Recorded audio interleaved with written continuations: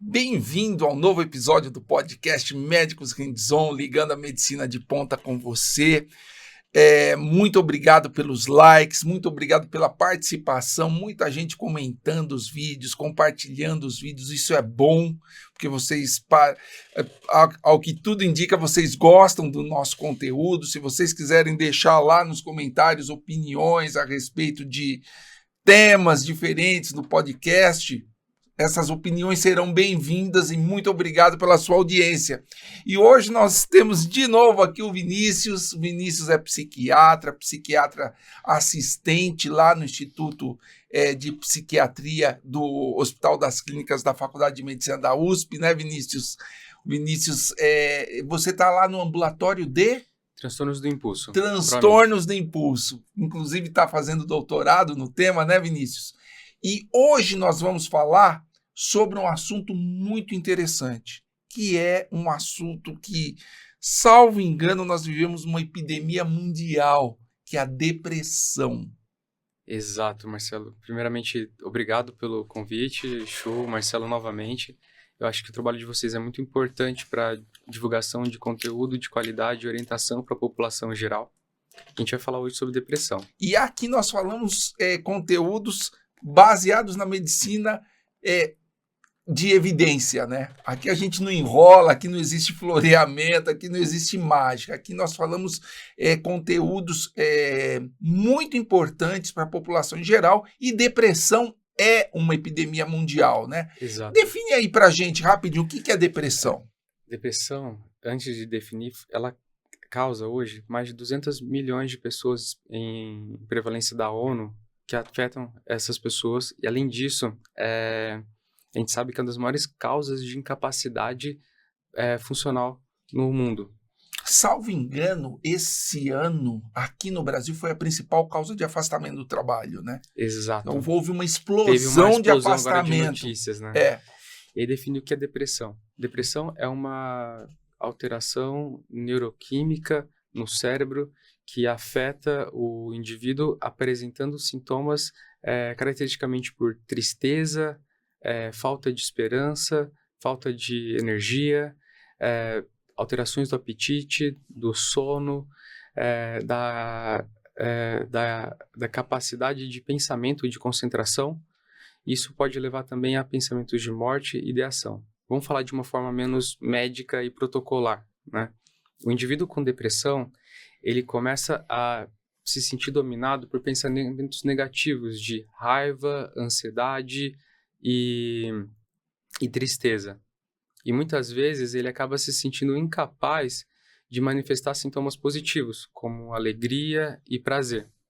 Esse conjunto de sintomas leva o indivíduo a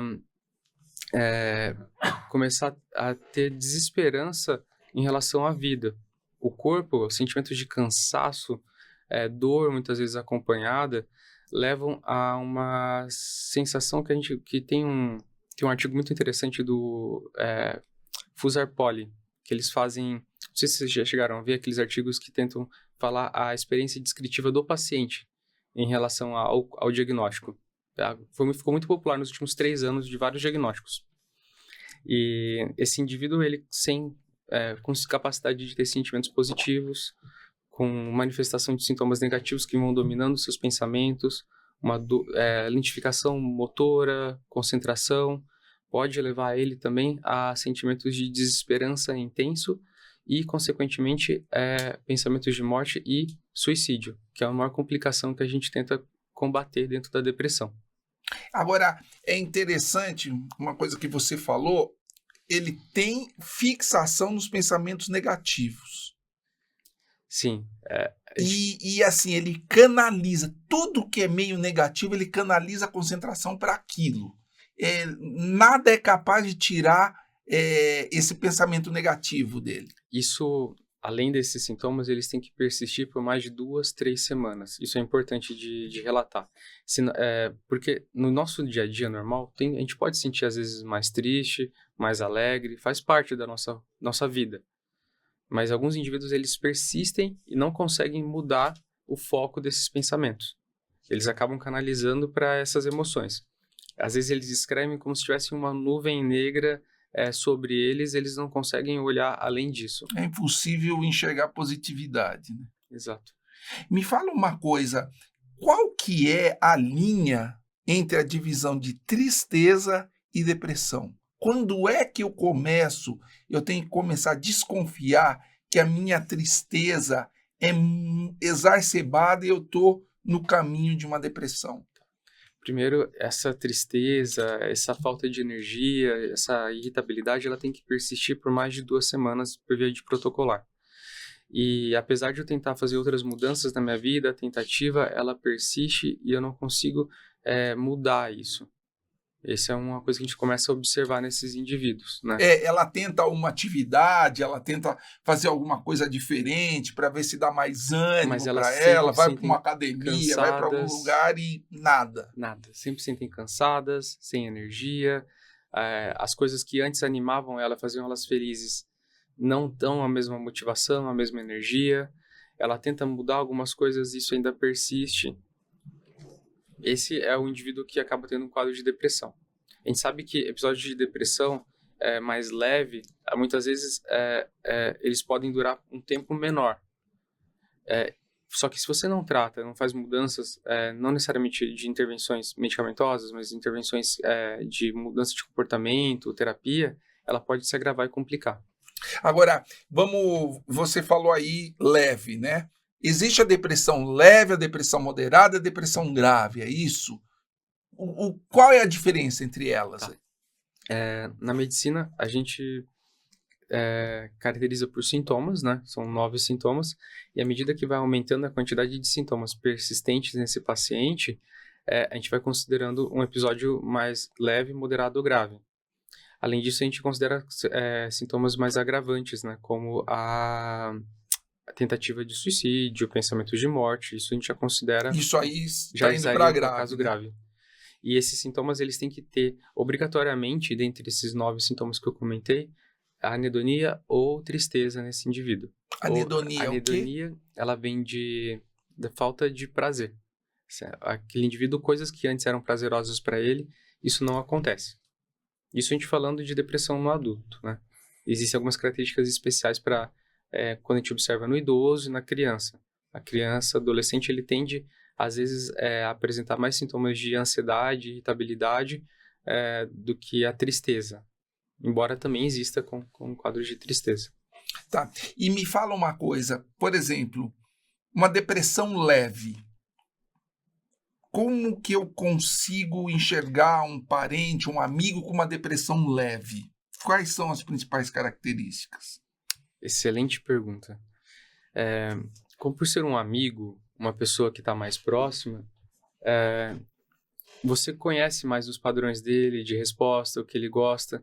Então, você vai ver que essa pessoa ela começa a se isolar mais, que as coisas que ela gosta, ela não faz mais, não tem mais essa interação de atividade. Ela nega convites que você está fazendo para ela. Quer dizer, de repente é um amigo que a gente saía direto para ter um happy hour, para ir numa, sei lá, ver carro velho, carro antigo, ou ver ir para o cinema e tal, o cara passa a não mais aceitar esses convites. Não tem mais interesse. Exato. E esse sentimento de desesperança vai abrangendo várias áreas da vida dele, não só, às vezes, uma área específica. Alguma coisa que ele fale para você que você consiga perceber? Alguma frase, alguma tipo... Existem, assim, frases, né, que o paciente com depressão ele costuma falar, né? Ele fala que ele está sentindo um cansaço crônico, que as coisas não melhoram, que ele sente falta de energia, que ele não sente prazer com as coisas que antes tinham prazer para ele. Isso são frases bem comuns do paciente com depressão. Muitas vezes, principalmente no homem, a família nota primeiro do que o próprio indivíduo.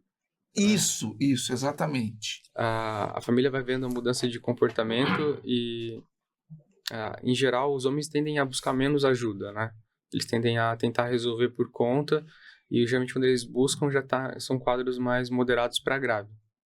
Enquanto a mulher ela acaba tendo maior percepção do si né? E ela acaba buscando antes, né? Acaba buscando tratamento antes, acaba buscando ajuda antes. E normalmente quem pega um paciente psiquiátrico, talvez a depressão é a mesma coisa, ele meio que vira vilão, né? Que o cara não percebe, não quer, não tem ir para psiquiatra de jeito nenhum, né? Ele não quer ir, né?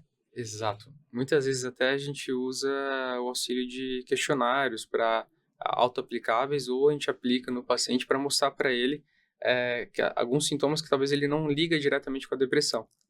Isso geralmente auxilia nesse diagnóstico, né?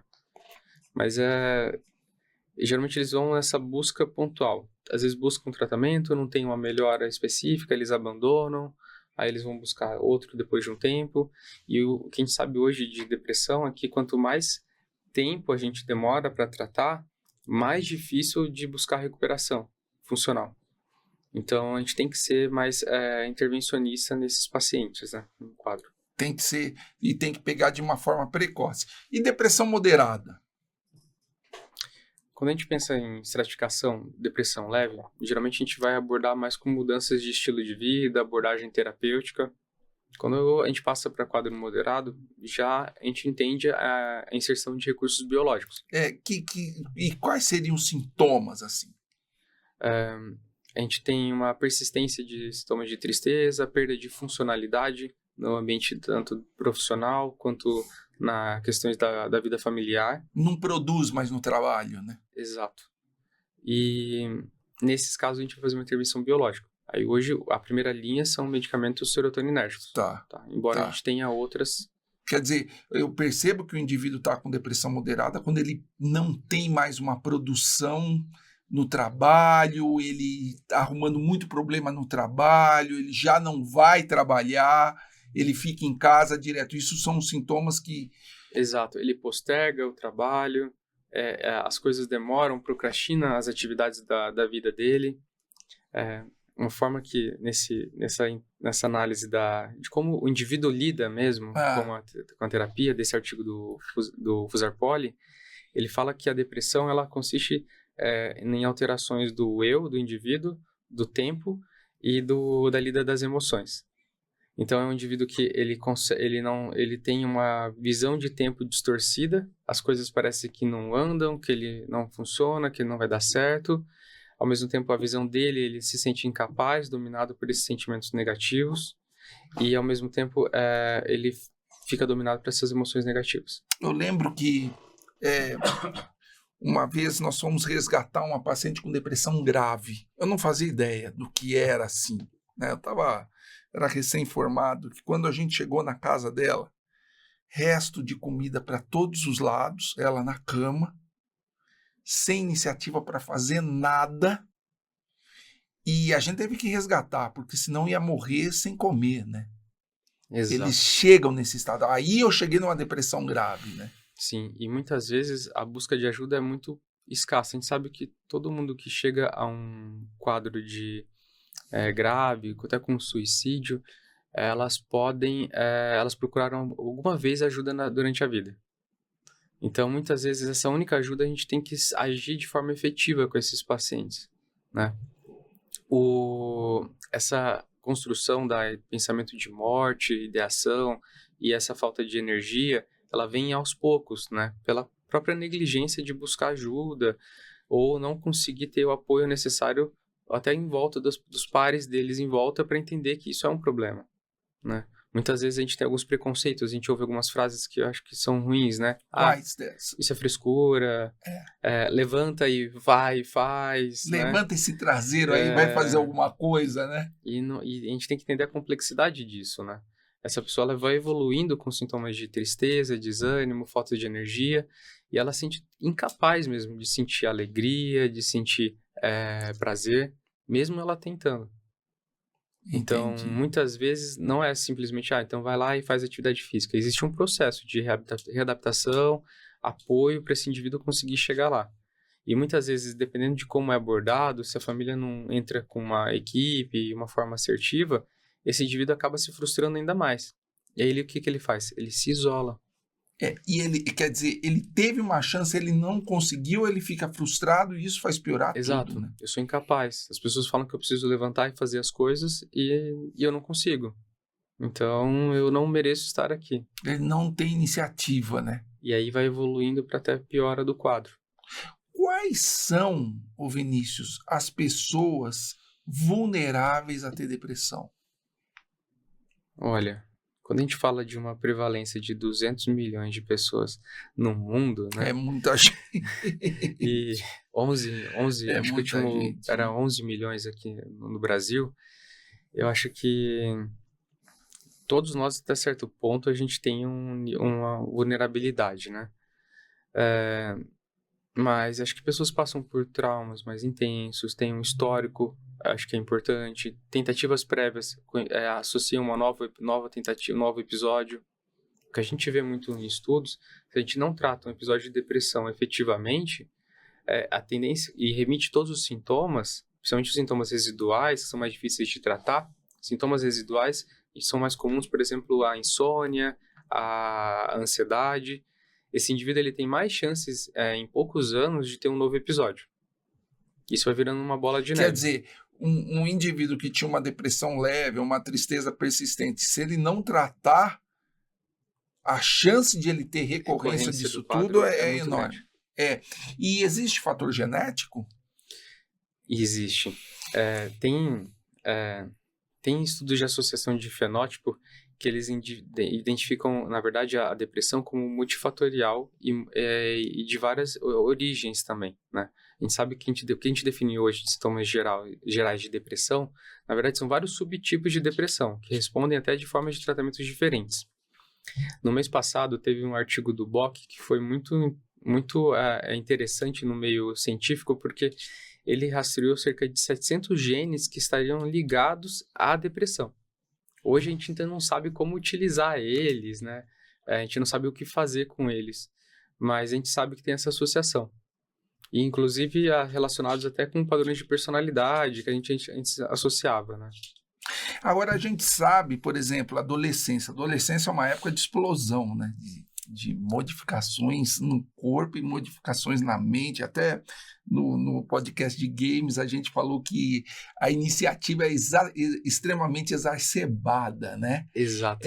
Porque e até por isso que ele precisa de viver novas experiências, né? Exato. Agora, Marcelo. e a depressão? Existe na adolescência, nesse período de transformação? Sim, e até é por um isso que a período gente vulnerável? comenta que o padrão de resposta acaba sendo diferente. Por esse jovem ser mais impulsivo, pelo córtex pré-frontal ainda estar em desenvolvimento, amadurecimento, às vezes ele vai lidar com a tristeza dele expressando irritabilidade e raiva, impulsividade.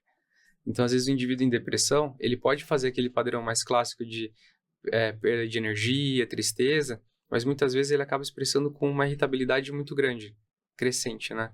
E se colocando em situações de risco por uma atitude mais impulsiva. Hoje, a gente vê um aumento maior da incidência de depressão nos jovens. Isso está associado a fatores ambientais, né? E culturais, né? Ou, muitas vezes, tem linhas de pensamento que falam que, na verdade, está sendo falado mais. A pandemia foi muito benéfica para falar de saúde mental. Uma coisa que era um tabu muito grande começou a ser falado muito nas redes. O que é saúde mental, o que é sentir triste, como que é expressar meus sentimentos. E talvez isso também seja uma forma de que começou a ser falado mais em casa sobre isso. Algo que antes a gente não falava. Era muito comum, às vezes, passar por um episódio e se isolar, né? A depressão, antigamente, era vista como algo, né, que você não poderia comentar com ninguém e de isolamento, né? Talvez uma doença que cause vergonha em quem está doente, né? Exato. Agora, você falou em pandemia. Você acha que a pandemia contribuiu para aumentar o número de casos? Pegou muita gente vulnerável? Olha, eu acho que a pandemia, ela colocou a gente de frente com nós mesmos, no sentido de começar a se questionar várias coisas da nossa própria vida. Isso talvez levou as pessoas a um aumento dessa tristeza, né? Mas eu atribuo mais que começou a ser falado. Acho que essa prevalência sempre existiu, só que antes era pouco comentado. E de repente a prevalência apareceu. É. Outra coisa, por exemplo, eu vivo num ambiente de trabalho ruim, eu trabalho numa área que eu não gosto, eu tenho pessoas ao meu redor que eu não gosto e eu começo a apresentar sintomas de depressão. Eu sou vulnerável ou aquele ambiente está me deixando deprimido? Isso é excelente. Porque são situações corriqueiras do dia a dia, né? Isso, a gente pode pensar na ideia do diferencial que é o burnout, né? Eu tive a oportunidade de escrever um capítulo de livro com o Dr. Teng, num livro chamado Burnout na Prática. E a gente ficou com o capítulo responsável justamente da ligação da depressão com o burnout. O burnout é aquela tríade, né, de exaustão emocional, despersonalização e falta de energia. Não, despersonalização, despersonalização. Nossa, agora Já você se lembra. Segue aí. Lembro os três. Mas o indivíduo, ele está num ambiente ruim de trabalho, ele tende a se expressar esses sintomas. O burnout, ele não é uma doença com alterações neuroquímicas. Você afastando esse indivíduo desse ambiente, ele tende a melhorar. O problema é que se ele fica por um período muito crônico nesses ambientes, ele tende a evoluir com sintomas de adoecimento mental. Evoluir com quadro de ansiedade, com quadro de depressão. O que a gente vê na prática é que tem um ambiente que prejudica, mas muitas vezes também está relacionado a fatores internos do indivíduo, de como ele lida com o mundo. Fatores próprios ele é predisposto. dele. Exato. Ele teria uma predisposição. E não é muitas vezes aquele indivíduo que tem pouca energia de trabalho. E, geralmente é aquele indivíduo que tem muita energia de trabalho, que quer dar conta de tudo e tem uma exigência muito grande com ele. Só que ele chega num ponto de que ele começa a entrar em exaustão. Entendi. Quer dizer, o ambiente o fez com burnout ou o fez deprimido. Exato. Uma outra... E a forma como ele lida com o ambiente também, né? Não coloca limites para ele, não se organiza, não cuida dele, da família. Uma outra situação comum em pacientes mais jovens, até em crianças, o bullying. O bullying pode fazer uma criança deprimida? Pode, com certeza. É um grande fator de trauma e o advento da internet, da web, acabou até potencializando isso. Antigamente, quando a gente tinha episódios de bullying na infância, acaba ficando restrito ao ambiente escolar. Hoje, com a internet, você pode potencializar para milhões de visualizações em poucos segundos. Porque às vezes assim... Sim, a exposição. A exposição é muito grande. O bullying cibernético tem sido um problema. É um problema e essa exposição, muitas vezes, ela é eterna, né? É pro resto da vida que o cara vai sofrer com uma exposição covarde de uma criança e aí isso pode desencadear aí episódios de depressão nessa criança. E é a vida toda mesmo, né? Pra vida muito toda. comum na internet a gente ver, né, aquelas vídeos. O que aconteceu com fulano 20 anos depois? As pessoas vão atrás para tentar saber como que essa pessoa ainda tá. Hoje é muito fácil vasculhar o passado das pessoas. Né? Exato. Muito fácil, porque a nossa vida tá na web, né? Infelizmente a nossa vida tá na web. Verdade. Bom, depressão é uma área muito importante porque eu vejo nos pacientes que procuram neurologista que muitos dos sintomas lembram depressão, mas o próprio paciente não reconhece e nega. É extremamente comum o paciente não querer ir para o psiquiatra, vai para o neurologista.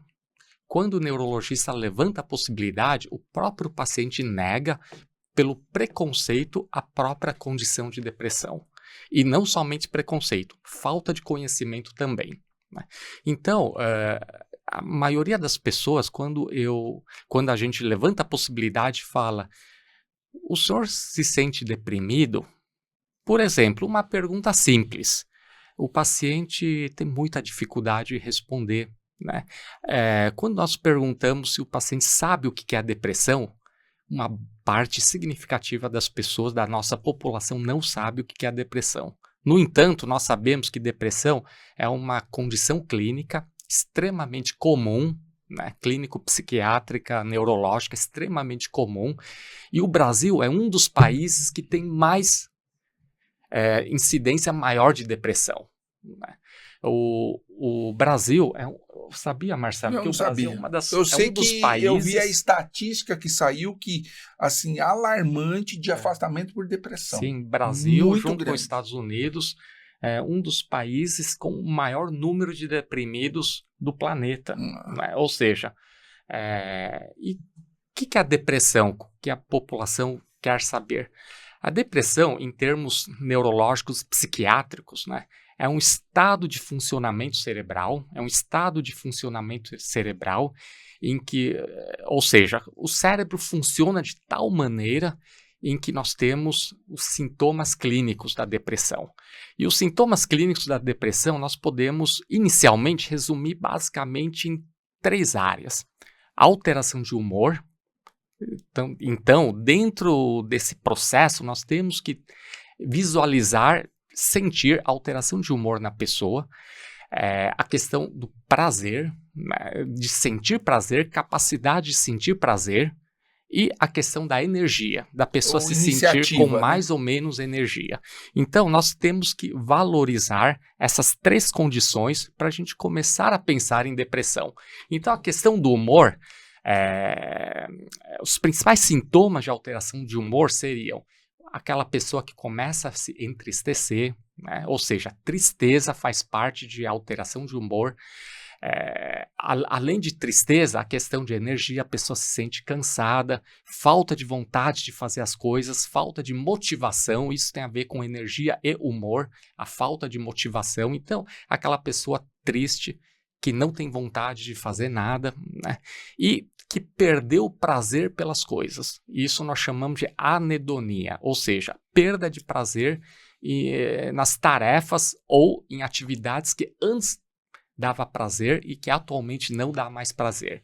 Quando nós temos essas 3 áreas, esses 3 sintomas, ou sintomas de alteração de humor, sintomas de prazer, incapacidade ou redução do prazer em fazer as coisas, que é a anedonia, e a falta de energia, aí começamos a pensar em depressão, né? Por um neurologista e por um psiquiatra, essas 3 áreas nós precisamos ter essas 3 áreas, esses 3 tipos de sintomas na pessoa para nós pensarmos nessa questão da depressão. Bom, e o restante, nós sabemos que a depressão, ele produz sintomas sistêmicos. E o restante, a depressão pode afetar todas as outras funções do cérebro. Por exemplo, no sono, tem gente que passa a dormir muito mais do que o habitual.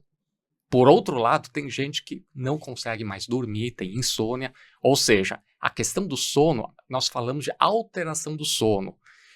E nessa alteração do sono, tem pessoas deprimidas que dormem mais do que o habitual, fica o dia inteiro dormindo. Até que o familiar reclama, nossa, meu filho só dorme, ou meu marido só dorme. E tem aquelas pessoas que, ao contrário de dormir o dia inteiro, que é a insônia, não consegue dormir, incapacidade de iniciar o sono, ou de manter o sono, ou de terminar o sono, ou seja, a pessoa fica com dificuldade de dormir.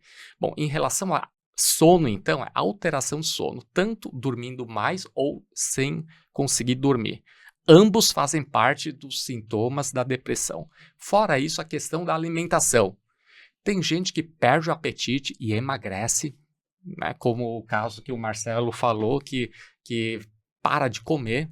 Porém, existe o oposto também. Aquela pessoa começa a comer demais. Então, quando nós temos um paciente com depressão, a pessoa pode se expressar de maneiras diferentes em questão de comportamento alimentar. Pode tanto comer demais como parar de comer, né? Fora esses sintomas, a pessoa começa a ter pessimismo. Pessimismo é muito presente nas pessoas com depressão. Então, nada vai dar certo, esse país não vai para frente, né? Nosso país... Então, nessa situação, política entra, né? Sim. E todo mundo passa a ser o culpado, nosso país não vai dar certo. Que aumenta a ansiedade e preocupação dessas pessoas, né? Meu verdade. casamento não vai dar certo, isso. meus filhos não vão dar certo na vida, e aí vai, né? Não vou passar no vestibular, eu sou pior que os outros, eu sou menos... E aí eu acho que esse tipo de pensamento, o cara começa a entrar numa espiral, né? Sim. Num círculo que você tem que quebrar. Ele é um deprimido, ele tem o pessimismo, que aumenta a depressão, que aumenta a sonolência. E um outro sintoma que você falou de... Agora você falou de distúrbio do sono, distúrbio da alimentação, pessimismo. Eu acho que tem um outro que vai piorar tudo, que é a dor, né? Verdade. O paciente tem dor, né? O paciente com depressão passa a ter dor, né? Dor de cabeça, pioram as dores. Dor no corpo, né? Dor articular, Isso. se o paciente tem uma doença... Dor osteomuscular. Se ele tem fibromialgia, por exemplo, e é um deprimido, vai piorar tudo, né? E isso tem explicação neurológica, porque as vias neurais da dor, né, ou seja, a função dor no nosso organismo compartilha alguma das vias neurais da depressão e ansiedade. Tanto dor, depressão e ansiedade andam juntas. Né? Dor, depressão e ansiedade é muito comum nós encontrarmos na mesma pessoa depressão, ansiedade e dor. Né? E quando nós vamos estudar a fisiopatologia da depressão, ansiedade e dor, nós verificamos que essas três condições compartilham parte dos circuitos neurais do cérebro. Então é muito comum um paciente ansioso ter dor, por exemplo. Tanto que o antidepressivo trata a dor. Isso. Pega tudo a mesma via. Tanto é que a amitriptilina que é um antidepressivo tricíclico, talvez seja um dos medicamentos mais prescritos em clínicas de dor. Eu já fiz parte do grupo de dor lá no Hospital das Clínicas, né? A amitriptilina é muito prescrita pelos E ela abre o apetite colegas. Também, né? E abre o apetite. Pega tudo. Abre o apetite.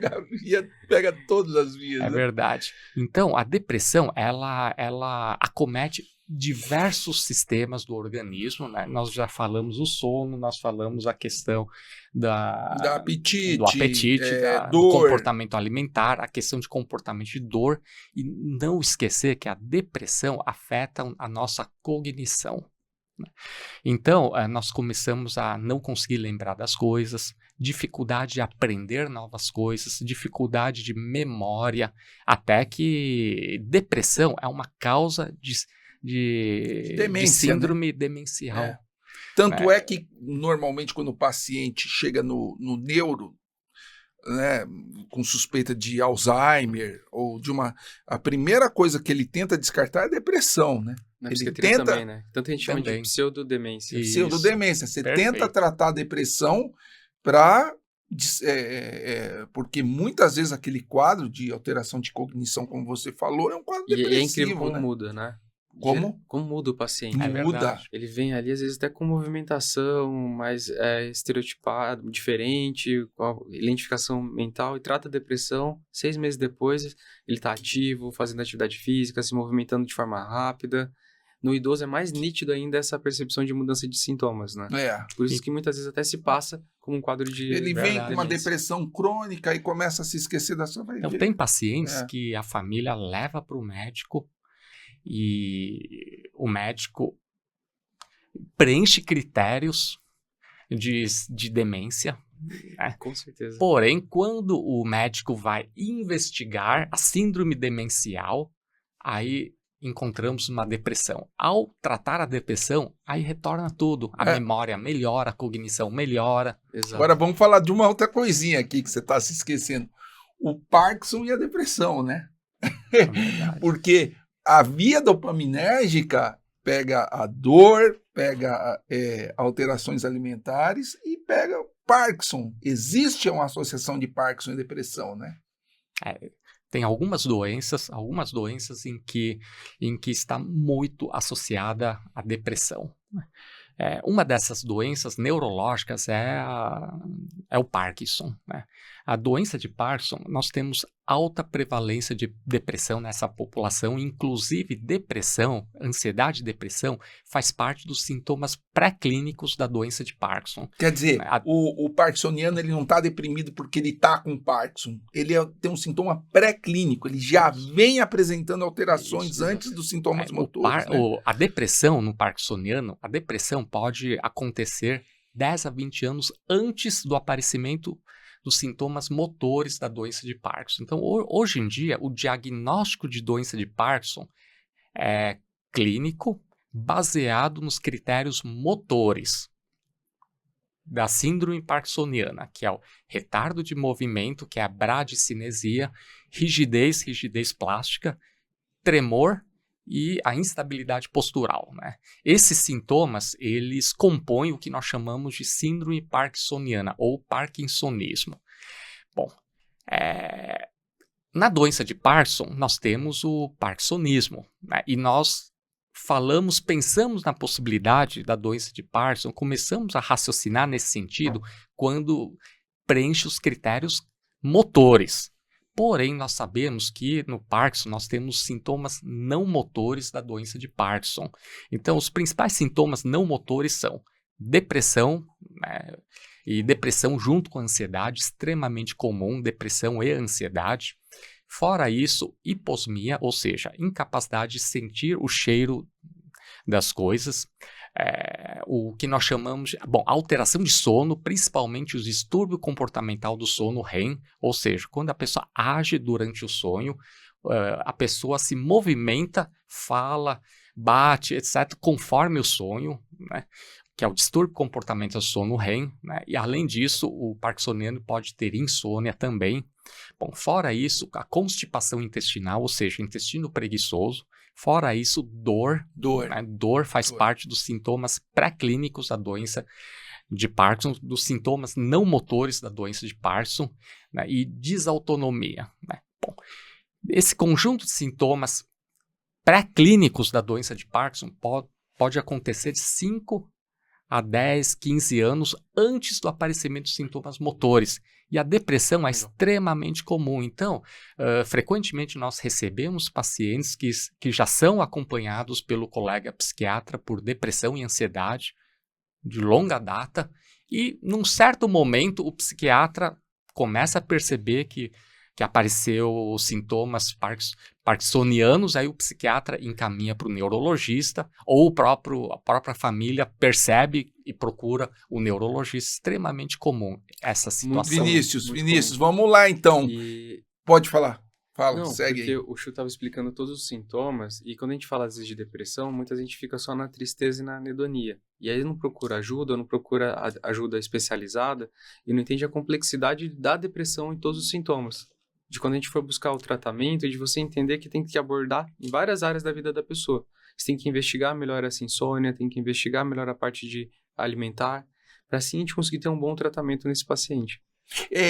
Agora, já que a gente entrou, né, nos sintomas que estão ao redor da depressão, o que a depressão pode fazer com o nosso corpo? Modifica a pressão, batimento cardíaco, enfim, o que a depressão causa no nosso organismo? Como o Chu falou, tem várias várias redes neurológicas que estão relacionadas à ansiedade, as vias da depressão, da ansiedade, com a dor. Então, muitas vezes o quadro de depressão, ele acaba aumentando também a falta de cuidado, de autonomia desse indivíduo. Isso é muito nítido na depressão grave, né? O cara que não come, o cara que não se exercita, ele vai atrofiando. Mas às vezes é coisa simples, o indivíduo tem uma hipertensão e aí ele para de tomar o medicamento, ele começa a esquecer, ele tem diabético, ele não faz uso adequado do medicamento, da insulina. Então isso vai aumentando a complexidade, né? E a gente sabe, não só no Parkinson, mas outras doenças como diabetes, doenças inflamatórias, a gente sabe que tem uma associação de maior cronificação do quadro de depressão nesses indivíduos, né? Que tem, provavelmente, também uma via associada em relação a isso. Então, esses indivíduos, eles acabam tendo problemas em várias áreas e várias possibilidades de comorbidades pela falta própria de autocuidado. E o pior, a depressão piora essas doenças crônicas, né? Exatamente. A depressão Agravando o quadro. agrava o quadro. Agrava o quadro por quê? Porque ele não trata direito, ele vive ansioso ou Se ele não deprimido, nem isso come, inflama, né? Não vai tomar isso é um o processo medicamento. inflamatório, e o processo inflamatório piora o diabetes, etc. Isso. Ou seja, nós estamos dizendo para a população que nós devemos valorizar o diagnóstico de depressão. Nós não podemos subestimar o diagnóstico. Por quê? Porque a depressão, ela, em teoria, é um transtorno, é uma doença neurológica psiquiátrica grave, que pode ser grave.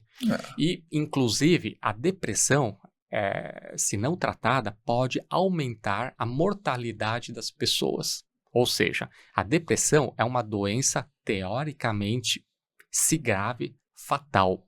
Seja porque pode levar ao suicídio, e seja porque a pessoa deprimida acaba não se cuidando, acaba não tomando medicamentos para colesterol, por exemplo, acaba não conseguindo fazer exercícios diabetes, físicos, né? ou seja, a pessoa não se cuida, não toma remédios para pressão, acaba não tomando remédios para diabetes, não tomando remédios para colesterol, não conseguindo fazer exercício, não porque a pessoa não quer fazer, é que a pessoa está com depressão e não consegue fazer. É isso que os familiares têm muita dificuldade de entender, que é um estado funcional do cérebro. O cérebro não consegue mover uma caneta. O cérebro não consegue sair do sofá, sair da cama. Exato. Quem não consegue é o cérebro. Não é que a pessoa não quer. A pessoa tenta sair, mas não consegue sair. Porque o cérebro está de tal modo de funcionamento que acaba... incapaz de ter Isso. energia, prazer, alegria. Esse indivíduo, dá para pensar mais coisas, né? Por exemplo, um indivíduo que está com sintomas de perda de apetite, de alteração, que pode estar com um quadro, às vezes, um possível quadro oncológico. Pela depressão, ele não vai buscar ajuda, ele não vai falar dos sintomas, não vai falar do que está acontecendo. E muitas vezes, quando acaba buscando ajuda, já é mais tardio. Perfeito. Então, esse indivíduo, ele não... É uma total perda de autocuidado, no sentido de buscar qualquer forma de investigação daquele. Ele nem sente, às vezes, que ele está vivo ali. Né? Ele sente que o corpo dele está em estado de apodrecimento, que é uma complicação da depressão, né? Você tem um tipo de quadro de depressão que o indivíduo ele começa a entrar num delírio de ruína e putrefação. Nossa! A depressão não tratada, grave, pode evoluir até com sintomas psicóticos. O que é a psicose? A perda de juízo de realidade. Aquele indivíduo ele começa a não olhar, entender o mundo da forma como ele é.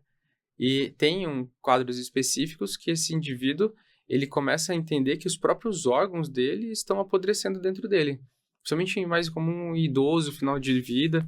E são casos bem difíceis de tratar, que geralmente acontecem por uma falta não falo nem negligência, mas não iniciar um tratamento logo no começo. Prolongando aquele quadro grave e foi se agravando com isolamento, com falta de cuidado. Esse indivíduo realmente acredita. Eu já tive alguns pacientes assim.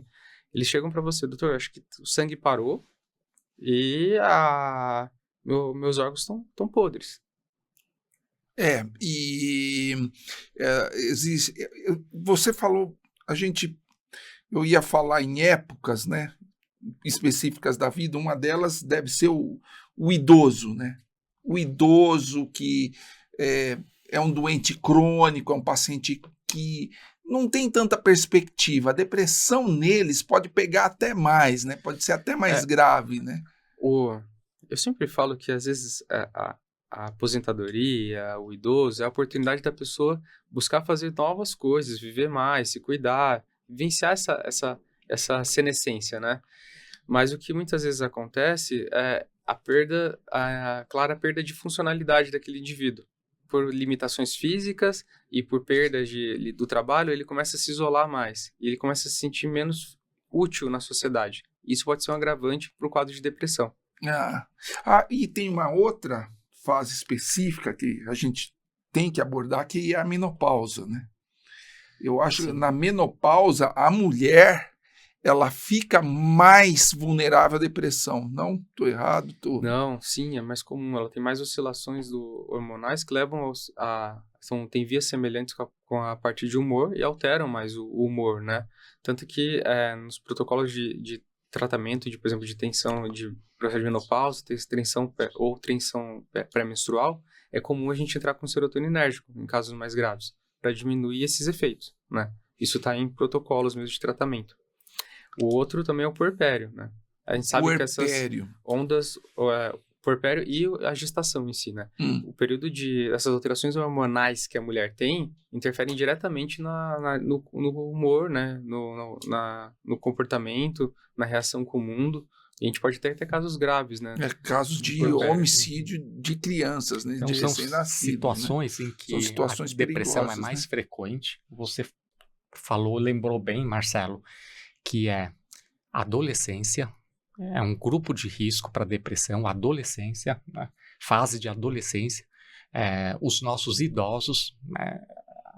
À medida que vamos ficando velhos, várias funções do organismo e cerebrais vão acontecendo, favorecendo a depressão, gestação, puerpério e menopausa, climatério, ou seja, em torno da menopausa, né? Climatério. São situações em que o ser humano fica muito vulnerável e favorável para ter depressão, né? E a depressão nós precisamos levar muito a sério, porque a depressão ela causa sofrimento nas pessoas. E a maioria das pessoas com depressão sofrem em silêncio. E nós não podemos esquecer disso. A pessoa está isolada, sofrendo em silêncio. A maioria das pessoas não vai sair contando para as pessoas. Então, se nós temos um amigo ou algum familiar que está isolado, que aparentemente não tem vontade de trabalhar, não tem vontade de fazer as coisas, não sente mais prazer pelas coisas, pode estar sofrendo em silêncio. Nós devemos ficar atentos, né, para apoiar essa pessoa. Nós precisamos ficar atentos para que a pessoa não sofra em silêncio. Ou seja, uma mão amiga nessas horas é extremamente importante. Exato. E a depressão, ela causa tanto sofrimento, fora a questão de não se cuidar, fora de não comer direito, não se cuidar.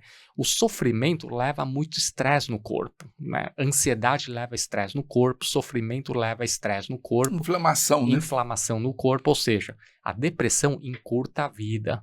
Então, ou seja, a depressão deve ser tratada. E não é encurtar a vida no sentido de ideação de suicídio só, né? É a pessoa que morre aos poucos com doenças crônicas, com inflamação, ou seja, ela entra num ciclo que... O Chu falou uma coisa muito importante, né? O que eu posso fazer quando eu vejo alguém nessa situação, né? E muitas vezes uma mão amiga, você tá do lado, já ajuda muito, né? Sem preconceito, oferecendo ajuda, suporte. Às vezes esse apoio, a pessoa saber que ela tem alguém que se importa com ela, já ajuda muito nesses indivíduos. E entender a complexidade. Todos esses sintomas que a gente está falando, se a gente fosse cruzar entre eles, a gente tem várias apresentações. Mais de 200 formas de apresentação da depressão. Então, não tem como a gente colocar, mas isso aqui não é depressão, isso aqui não é depressão. Se a pessoa está apresentando sintomas, se ela está relatando que ela não está se sentindo bem, se está vendo uma mudança de comportamento, tem que buscar ajuda, tem que buscar orientação, tem que procurar um profissional adequado para investigar, se também não tem causas orgânicas associadas, né? Como o Chu comentou, de um início de um Parkinson, ou às vezes outras alterações que a gente sabe, né? Por exemplo, alterações na tireoide que podem piorar o humor. Tudo isso tem que ser investigado para a gente encontrar a causa e tentar ajudar esse indivíduo. Bom, então vamos... Toda depressão deve ser investigada. Toda depressão deve ser investigada. Por exemplo, uma causa frequente de depressão é o hipotiroidismo. São causas tratáveis de depressão. As pessoas melhoram... Na própria menopausa, se a mulher fizer, às vezes, a reposição hormonal, ela já melhora sem antidepressivo. Exato. Né? Então tem que investigar. Ou seja, o hipotiroidismo é uma das causas de refratariedade a antidepressivo. Por exemplo, se a pessoa tiver com hipotiroidismo e depressão, porque o hipotiroidismo pode causar depressão e nós só dermos antidepressivo, o paciente não vai responder tão bem ao antidepressivo. Se o problema for alteração hormonal por causa do climatério, ou seja, o entorno da menopausa, as alterações hormonais podem causar depressão. Se nós não regularmos direito a questão dos hormônios, esse é um dos fatores de refratariedade de não dar certo com o uso de antidepressivo. Esse é um dos grandes papéis do psiquiatra e do neurologista. Como é que você avaliação. investiga? Chegou alguém, você fechou o diagnóstico de depressão, como é que você investiga lá no seu consultório? Primeiro passo, o paciente chegou, eu identifiquei que tem todos os sintomas que a gente está relatando. A tristeza, a anedonia, associado a alterações de apetite, de concentração, de sono, pensamentos de morte. Se tiver pensamento de morte, eu vou fazer uma avaliação específica, ver se tem indicações de acompanhamento mais intenso ou até internação, dependendo do caso, para preservar a vida da pessoa. Exatamente. Isso. Esse paciente ele vai passar por um screening bioquímico e, dependendo dos sintomas, até avaliação de neuroimagem para identificar esse paciente, né? Um paciente com, por exemplo, neuroimagem, um quadro abrupto de mudança de comportamento súbito, que a família fala que não tinha um histórico, né? Às vezes é sempre bom investigar. Né? Tumor cerebral, né? Um tumor cerebral da área frontal, não acontece todo dia, mas... adenoma de hipófise que cresce, mas assim, acontece. Acontece. Fazer uma investigação de hormônios, de tanto tireoide, quanto no caso das mulheres, de hormônios da parte sexuais, né? De estar entrando na menopausa. E parte bioquímica, porque muitas vezes isso pode estar influenciando, né? Hoje a gente tem alguns fatores que agravam, por exemplo, o paciente bariátrico é um paciente que acaba tendo algumas dificuldades, às vezes, se não faz o tratamento adequado, ele para de fazer a suplementação de nutrientes, isso pode impactar nesses Eu grupos já vi vários casos de pacientes, né? Principalmente mais antigos, né? Aliás, vamos abrir um parênteses. Então, cirurgia bariátrica, você fazer a bariátrica, você tem que estar muito bem acompanhado e muito bem preparado, né? Exato. Porque senão o psíquico, depois da cirurgia bariátrica, pode ser uma tragédia, né? Além disso, é importante nas pessoas de idade, é importante nós investigarmos também AVC, né? AVC. Os pequenos AVCs no cérebro, eles podem ser subclínicos, ou seja, uma porcentagem grande, não pequena, dos pacientes tem o que nós chamamos de AVC subclínico, ou seja, isquemias cerebrais, infartos cerebrais isquêmicos, com poucos sintomas neurológicos, nós chamamos subclínicos, ou até com sintomas inespecíficos. A pessoa pode ter tido um pouquinho de tontura e passou, a pessoa pode ter tido um pouquinho de dormência na mão e passou, a pessoa pode não ter tido absolutamente nada, ou pode ter tido confusa, um pouquinho confuso, né? um pouco de dificuldade de fazer conta, de raciocinar, de lembrar das coisas, mas que depois de poucos dias esses sintomas melhoraram e na verdade pode ter sido AVC. E a apresentação clínica também pode ser de depressão. Existe alta associação de AVC com depressão. Os pós-AVCs, os pacientes após o AVC, têm uma alta prevalência de depressão nesse grupo de pacientes. E existem várias explicações. A própria condição neurológica, por exemplo, a pessoa tem dificuldade de mexer metade do corpo, por exemplo, dificuldade de locomoção, dificuldade de falar. A própria condição neurológica é um fator de risco para depressão, mas fora isso, tem se estudado também que a interrupção, a lesão de vias neurais favorece funcionamento do cérebro a tal ponto, lembra que eu falei que depressão é estado funcional do cérebro? Então, dependendo de como o cérebro foi lesado por um AVC, o estado funcional pode mudar e passar a ser um estado funcional depressivo. Então, nós temos que ativamente procurar nas pessoas pós-AVC se não está com depressão. E esse é o grande desafio hoje na parte de ciência, de entendimento do cérebro, né? Verdade. Hoje a gente tem, vocês vão ter que falar com mais propriedade do que eu, mas a gente tem um conhecimento topográfico do cérebro muito satisfatório. Mas as vias, como elas funcionam, é um grande desafio. A gente sabe, a gente vai pegar, às vezes, avaliar, por exemplo, por tractografia, que o caminho é via A, B, C, D, Só que muitas vezes a B e C não existe por um AVC, como o Chu falou, e ela vai de A a D e funciona, e a gente às vezes não sabe como explicar por que isso aconteceu, né? Esse é um grande desafio do cérebro, né? Ou seja, é importante você levar o paciente com depressão a um profissional qualificado, no caso o psiquiatra, por 2 motivos. Para melhorar esse paciente, para De tratar. forma efetiva. 2, investigar. Fazer esse screening inicial é Fazer essencial. um screening é essencial justamente pelo que o Edson falou. Às vezes, é depressão, vou tomar o antidepressivo aqui da minha mãe, vou tomar o antidepressivo da minha irmã, vou melhorar. E é refratário à medicação porque, na realidade, tem uma doença orgânica causando a depressão, né? Um profissional vai fazer um interrogatório, ele vai perguntar se tem histórico de Parkinson, se tem histórico de depressão. Então, ele já consegue fazer um acompanhamento muito mais abrangente desse Faz um paciente. exame físico, Faz de repente o paciente já tem lá E o tratamento de depressão, sinais e a gente vai falar sintomas mais de sobre isso, mas é um Parkinson, tratamento né? prolongado. Se a gente não faz a parte inicial e não faz essa orientação para o paciente, ele muitas vezes passa. Ele vai descobrir lá na frente quando é mais tardio. Perdeu a oportunidade, a janela de tratamento, né? Exato. E depressão é tão frequente na população, a prevalência é tão grande, tem tantas pessoas com depressão que, em teoria, todo clínico geral, todo geriatra, todo cardiologista, né, também essas especialidades também precisam saber lidar com depressão. Por quê? Porque faltaria psiquiatra Para tratar todo mundo. todo né? mundo. A gente precisa, né? Isso. suficiente. Não existe, verdade, não existem psiquiatras suficientes para tratar Porque... depressão de tanta gente que tem depressão. E diferente de outras patologias, a depressão ela exige tempo, supervisão, acompanhamento, cuidado. Um paciente com um quadro de depressão, ele não pode pegar, tomar um medicamento e voltar daqui 6 meses. Ele precisa de um acompanhamento regular, a gente precisa estar acompanhando, às vezes precisa ajustar o medicamento, precisa aos poucos, intervindo com outras mudanças, por exemplo, mudanças de estilo de vida, é importante, só que o paciente, como o caso que o Marcelo falou, que ele está sem querer levantar, sem comer, você não consegue inserir de imediato uma atividade física. Você vai inserindo aos poucos, à medida que ele vai respondendo com tratamento, à medida que você vai fazendo investigação clínica, descartando outras áreas.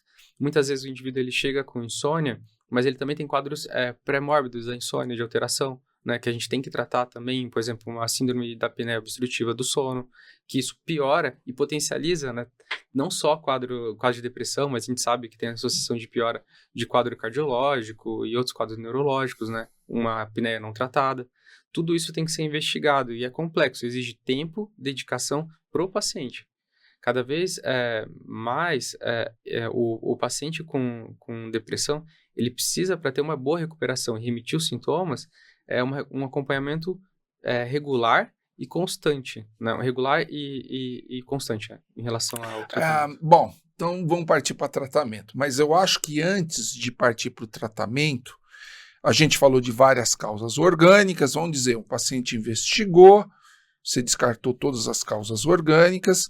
A gente tem que falar um pouquinho rapidamente de bioquímica cerebral para as pessoas entenderem o tratamento. Fala aí, então eu fechei, meu paciente tem uma depressão, ela é uma depressão primária, é um problema, como o Edson falou, é uma preguiça do cérebro. O cérebro não vai, não adianta. Ela pode ter um corpo perfeito, se o cérebro não for, ela não vai. O que acontece nesse cérebro aí? A gente tem algumas teorias, a que a gente mais usa é a teoria da monoaminérgica, né? Então, esse indivíduo, ele tem um cérebro que a gente fala de vias mais disfuncionais. Aquele cérebro que, geralmente, ele tem uma ligação mais rápida, que aqueles neurônios, as sinapses se conectam de forma mais rápida, com o tempo, ela começa a ser uma conexão mais lenta. E isso tem algumas revisões que mostram alterações mesmo em áreas como hipocampo, córtex frontal dorsolateral, ao longo de anos de tratamento desses pacientes. Eles têm uma redução mais acelerada, que associariam essa disfuncionalidade, né? A gente sabe que ainda que, eu sempre comento que a nossa parte de vias de tratamento, a gente conhece ainda pouco ainda sobre ações de intervenção, né? Hoje, a última vez que eu parei para ver, a gente conhecia 26 neurotransmissores e mais de 50 neuropeptídeos. E na parte de abrangência de ação, a gente atua em 6 neurotransmissores e a gente não sabe muito bem como intervir nessas outras vias. Então, a gente sabe que tem uma série de mudanças acontecendo e essas alterações neuroquímicas, elas ocorrem tudo ao mesmo tempo e a gente não sabe muito ainda qual caminho seguir, mas a gente sabe que tudo isso ocorre. Provavelmente é associado a um processo inflamatório. Hoje tem novas vias que associam muito a ação do fator neurotrófico do cérebro, que é o BNDF, que ele também está associado a quadros inflamatórios cerebrais, né? E que a gente pode correlacionar isso com a depressão com um grande processo inflamatório. É uma das teorias da depressão. Quando a gente fala em depressão, vem uma palavra que é muito comum e popular, que é serotonina. Qual que é o papel da serotonina na depressão? A serotonina, ela é responsável de regulação do humor. É um neurotransmissor lá. Que ele faz a conexão entre os neurônios, na que a gente chama de sinapse, e ele, quando ele está numa oferta satisfatória, ele acelera essas conexões e regula com o humor. Uma coisa que é legal a gente falar é do termo neuroplasticidade. O que é neuroplasticidade? Toda vez que eu tenho um pensamento, eu tenho uma emoção, eu tenho qualquer forma de comportamento, o meu cérebro ele faz uma forma de conexão da sináptica. Ele tem esse processo de neuroplasticidade. Nesses indivíduos com depressão, eles tendem a ter isso de forma mais lenta e prejudicada. E às vezes até falta, né? Sim. Não tem. Então eu vou dar um exemplo. Por exemplo, serotonina é um hormônio do prazer, né?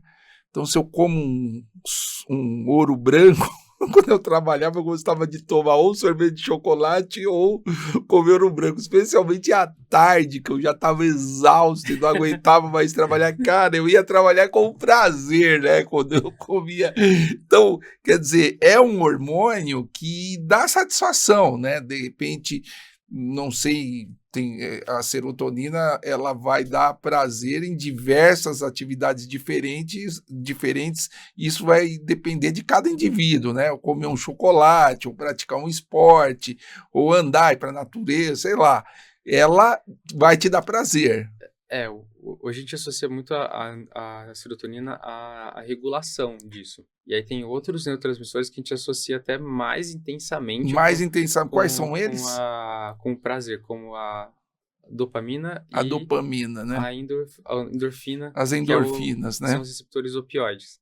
Tá certo. Mais ou menos esse é o mecanismo, né?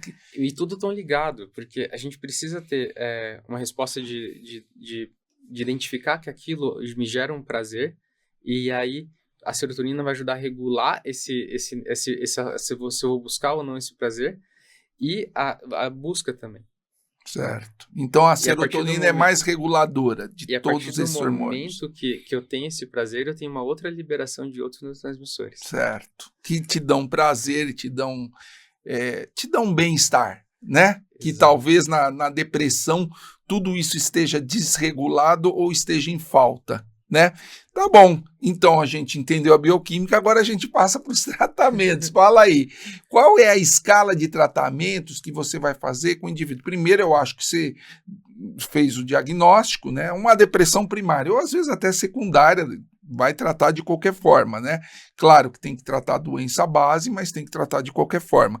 E quais são as principais ações? Já começa com remédio, não começa com remédio, começa com atividades, ou você faz uma ação multidisciplinar para começar a tratar o paciente? Primeiro a gente vai avaliar o caso, estratificar a gravidade. A gravidade do caso, né? Leve, moderado ou grave. A partir daí a gente também vai identificar as comorbidades que a gente encontrou. O que são comorbidades? Doenças associadas, limitações do paciente, né? Se é uma causa primária, uma causa secundária, e a partir daí a gente vai estabelecer um plano terapêutico. Um plano terapêutico. Muitas vezes a gente não vai ter a primeira resposta com o tratamento, então geralmente eu gosto de pensar até numa linha de um plano A, um plano B, ou às vezes um plano C de acompanhamento de intervenção medicamentosa para esse paciente. Mas basicamente a gente vai pensar que esse paciente vai precisar de acompanhamento, supervisão por um período prolongado, e eu vou precisar orientar isso para ele. E eu falo de 4 pilares, que isso é baseado no guideline da Nova Zelândia, o RASP, sobre depressão. Ele fala de, dependendo do indivíduo, mas devido às proporções, a gente pensar em orientar para esse paciente mudança de estilo de vida. Mudança do estilo de vida, que por seria, quê? O que seria? A mudança de estilo de vida é uma série de orientações para ele ter uma melhor qualidade de autocuidado. Isso envolve diminuições de drogas, o abuso de substâncias, que muitas vezes é comum, né? Abuso de cigarro, outras álcool, outras drogas, higiene, orientação de um sono de qualidade, orientação de atividade física, melhora da alimentação, alimentos que podem ajudar ele a se sentir melhor, gerar mais leveza, né? É claro que são coisas que associam. Atividade Eu física. sempre comento com o paciente, assim, quando fala de alimentação, não no caso grave, não vai ser só a alimentação que vai resolver. Mas segue o exemplo. Se você come uma feijoada, você vai correr uma maratona? Não, né? Não vai. Então, se você só come processado, você come mal, você não se alimenta, como que você vai ter energia para fazer suas atividades e ter uma recuperação? Isso é verdade. Então, esse conjunto envolve a mudança de estilo de vida, que é importante. Só que muitas vezes, quando o paciente está grave, ele não tem condições de fazer isso naquele momento. Então, a gente vai ter que fazer esse acompanhamento e aos poucos introduzindo isso. E ele vai ter que ter apoio para fazer isso, né? Exato. E aí entra abordagem familiar, orientar a família que esse indivíduo está passando por um quadro de depressão, buscar redes de apoio, formas de intervir, trabalhar questões familiares que podem estar incomodando e prejudicando o quadro de depressão. Abordagem terapêutica, trabalhar o eu, o si, como que ele lida com o mundo, mudar essa estrutura que levou esse quadro de depressão. E biológica. Biológica aí entra intervenções medicamentosas. Inicialmente, o padrão é a gente entrar com medicamentos serotoninérgicos. Serotoninérgicos, justamente para regular. Isso. Quais são os principais? Os principais serotoninérgicos mais antigos, né? A gente tem a sertralina, a fluoxetina. A fluoxetina é clássica. Mas a gente tem uma série de novos outras substâncias medicamentosas. Acho que estão mais de 30, 40 medicamentos possíveis. Deles, a fluoxetina que foi a revolução, né? Foi a primeira, eu acho. A fluoxetina, ela ficou famosa pela geração... Acho que não sei se pode falar o nome da marca, né? Sim, pode.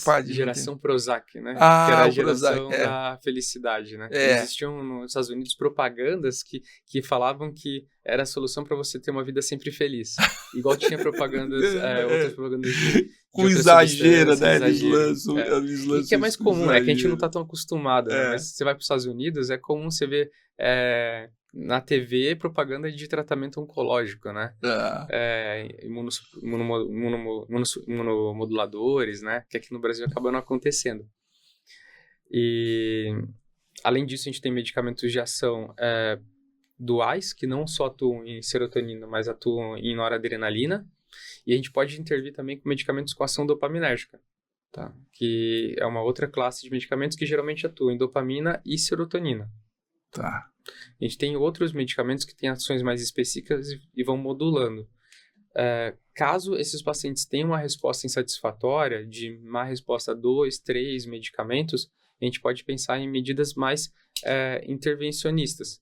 Hoje a gente tem a escetamina, a eletroconvulsoterapia e a eletroestimulação magnética transcraniana. Vamos por partes, então. Você vai individualizar o tratamento, porque eu acredito que quando você prescreve uma medicação, isso é uma coisa muito individual. Muito. Né? A gente tem pacientes que respondem muito bem a fluoxetina e tem paciente que vai dizer para você, cara, eu tomei a fluoxetina e não senti absolutamente nada, que é uma característica da fluoxetina, né? Às vezes o cara não sente nada. Não... É a mesma coisa que você dá placebo para ele, eu falo né? que é colocar a real medicina baseada em evidências em prática. O que é a medicina baseada em evidências? Eu pegar a melhor evidência atual, a opinião do paciente junto com a minha experiência prática. Essa tríade vai formar a medicação ideal que eu vou indicar para esse paciente. Porque a gente tem várias opções e que vai mudar muitas vezes os sintomas, algumas outras características que pioram ou melhoram comorbidades que esse paciente tem. Então a gente tem que acaba fazendo uma prescrição mais individualizada. Nem sempre você acerta na primeira prescrição, né? Infelizmente não. Por ser um Por quadro isso complexo que e multifatorial. o paciente com depressão ele tem que ter o apoio familiar, que às vezes ele foi lá, você avaliou, você medicou, não deu certo a medicação, a chance de ele desistir é alta. Exato. Ele não vai querer voltar, não adiantou nada. Na realidade, o que as pessoas têm que entender é que existem uma gama de medicações e que um responde, o outro não responde. Aí você troca, aí você vai jogando até acertar uma medicação ideal para aquele indivíduo, né? Que a resposta é individual. E agora você vai entender por que quando chega um paciente, eu estabeleço no plano, às vezes um plano A, um plano B, um plano C. Você já estabelece os planos, né? Eu chego planos pré-estabelecidos, baseado na história, na avaliação, porque muitas vezes não vai responder. E eu preciso mostrar para o paciente que não existe milagre. A gente às vezes está num mundo que a gente está buscando cada vez respostas mais rápidas. E não existe, é uma reabilitação desse indivíduo. Do ponto de vista emocional, físico, mental, profissional. E vai ser um período.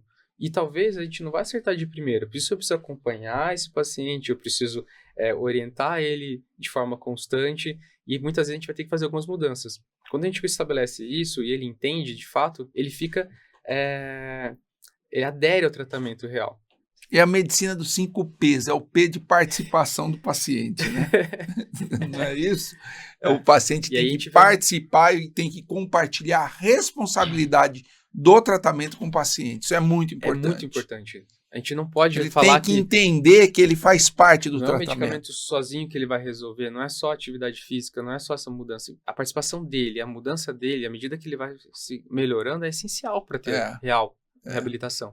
Existe um conceito que não era tão claro na medicina, que começou a ficar mais latente, chama de reabilitação funcional. Foi a partir de 2010 que eles começaram a falar mais sobre isso, que é pegar esse indivíduo que está num quadro de depressão e reabilitar ele em âmbitos pessoal, profissional, emocional, físico, igual ou melhor do que ele estava antes do quadro. E esse é um grande desafio hoje em dia. A gente conseguir isso para esse indivíduo são várias etapas de tratamento. Uma coisa interessante, antes de a gente passar para as intervenções, você me falou que você é speaker em algumas empresas, e isso é interessante, porque eu acredito que nas suas palestras você tenta fazer o auditório entender o que é depressão justamente para que essas pessoas apoiem quem tem depressão. Ela vai precisar de apoio no tratamento dela. Eu acho que o apoio das pessoas ao redor, elas entenderem o que é um paciente com depressão, isso vai ajudar no tratamento, né? Muito. A entender a gravidade, a complexidade desse indivíduo. Além da família, né? Isso vai para além da família, né? Porque a gente evita, né, certas coisas, certos comentários, né? Exatamente. É muito comum chegar no consultório e falar, a pessoa fala, meu marido fala que eu tenho que levantar da cama e fazer. E ela não consegue. Ou o paciente fala, o meu chefe falou que eu preciso executar tal coisa. Não consigo. O cara vira o problema da empresa e é o vagabundo, né? Entre aspas. Muitas vezes é aquele cara que mais produzia. Então, dentro do tratamento, da abordagem do paciente com depressão, é muito importante nós sabermos que o tratamento não se resume a uma pílula milagrosa. Esse é o primeiro ponto. O tratamento não se resume a uma pílula milagrosa. Segundo conceito muito importante, ou seja, o tratamento ele deve ter múltiplas modalidades de tratamento acontecendo ao mesmo tempo. Segundo comentário importante para o tratamento nós não podemos subestimar ou ter preconceito em relação à depressão. Isso é extremamente importante porque a própria pessoa que está deprimida tem preconceito sobre ela mesma, ou seja, a pessoa se sente preguiçosa, se sente vagabunda, e não só isso, os familiares, os amigos e os colegas de trabalho começam a julgar, né? Ou seja, a falta de compreensão e a falta de compreensão sobre a depressão faz com que as pessoas comecem a julgar quem está deprimido. Então, o colega pode falar, não gosto daquela pessoa porque é muito preguiçoso. Fulano tal é muito preguiçoso. Fulano tal é assim porque, na verdade, ele que não se esforça. Só que depressão não é questão de se esforçar. O cérebro não consegue agir. Imagine um cérebro paralisado pela depressão. Que não tem aquela regulação bioquímica, né? Isso não tem química para agir. Do paciente. Ou seja, nós precisamos entender que é um cérebro disfuncional, é um cérebro que não está funcionando adequadamente. A pessoa luta contra ela mesma. A pessoa sabe que precisa sair da cama e ir trabalhar. E já é uma dificuldade chegar no trabalho. Quando chega no trabalho, tem 1000 tarefas para fazer, que antes a pessoa fazia de modo normal. A pessoa passa a ter muita dificuldade de fazer o trabalho. Terceira coisa, fora isso, excesso de tarefas dentro de uma empresa, fora isso, a pessoa começa a não ter desempenho de memória para cumprir todas as tarefas. E não somente memória, de desempenho de cognição. A pessoa começa a não conseguir fazer cálculo, a pessoa começa a não conseguir planejar, a pessoa começa a não conseguir executar tarefas, mas isso não é porque a pessoa, não é uma questão de querer ou não querer, é uma questão do cérebro conseguir executar ou não.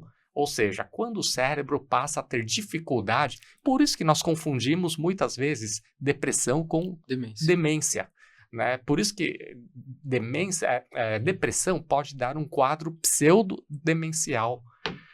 Bom, então, os colegas de trabalho precisam saber o que é a depressão para compreender a pessoa. E por que isso é importante? A família e os amigos e os colegas de trabalho compreenderem a pessoa. Porque o acolhimento faz parte do tratamento. Do tratamento, exatamente. A aceitação dos colegas e o acolhimento dos colegas. Se você chega no ambiente do trabalho e tá todos são acolhedores, chega... fulano tal, nossa, que bom que você chegou, etc. Dá um abraço, né? Um aperto de mão, um abraço, um simples abraço e um sorriso. Isso vale é serotoninérgico. Palavras, faz liberar serotonina, substâncias do cérebro. Isso também dentro da família, não só no trabalho.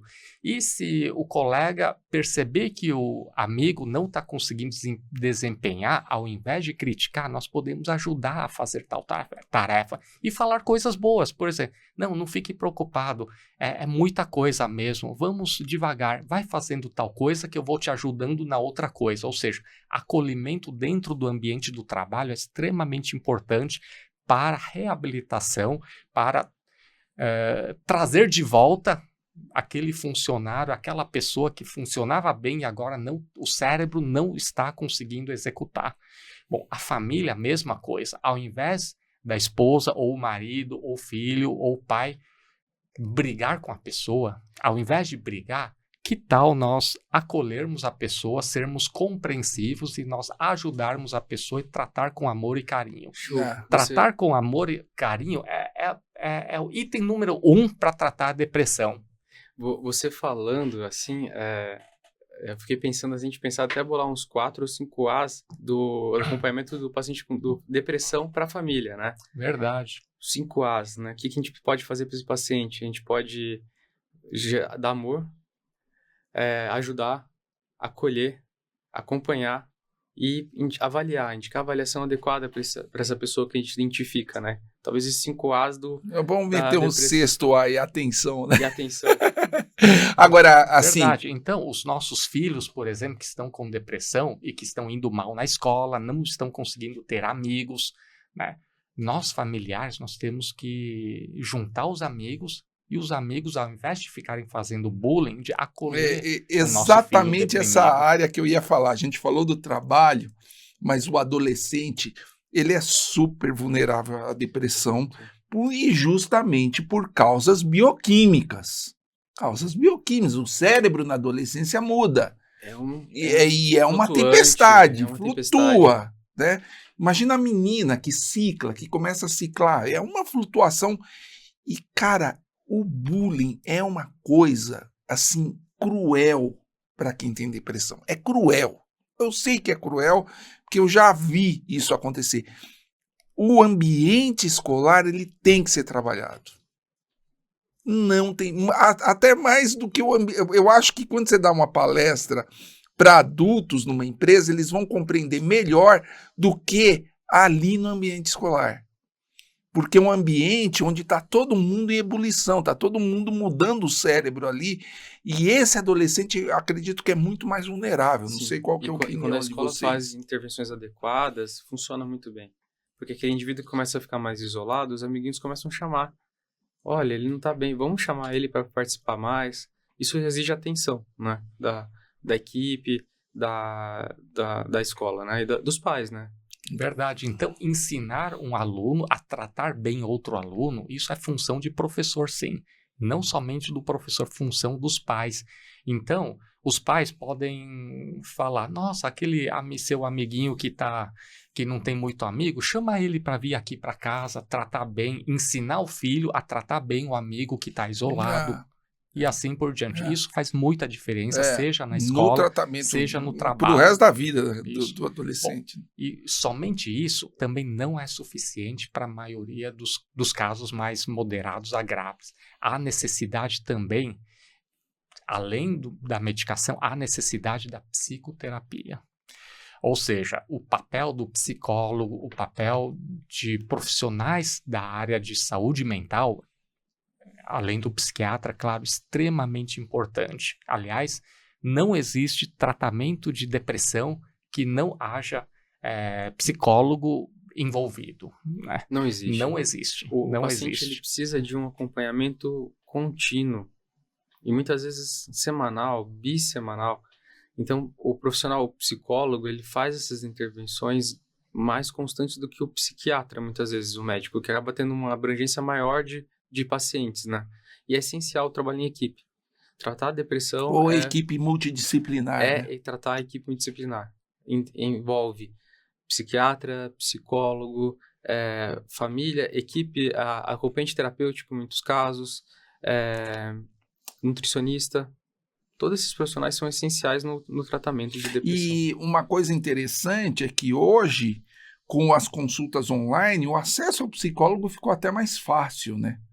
Muito mais fácil, porque antes imagina o paciente que tem depressão para sair de casa 3 vezes por semana, para ir para o psiquiatra, para ir para o psicólogo. Hoje ele abre o computador dele lá, ele consegue conversar, bater papo, ou seja, a atuação no tratamento da psicoterapia está mais esses fácil. Profissionais, o neuro, o psiquiatra, o psicólogo, principalmente os médicos, eles aprendem uma coisa chamada exame psíquico.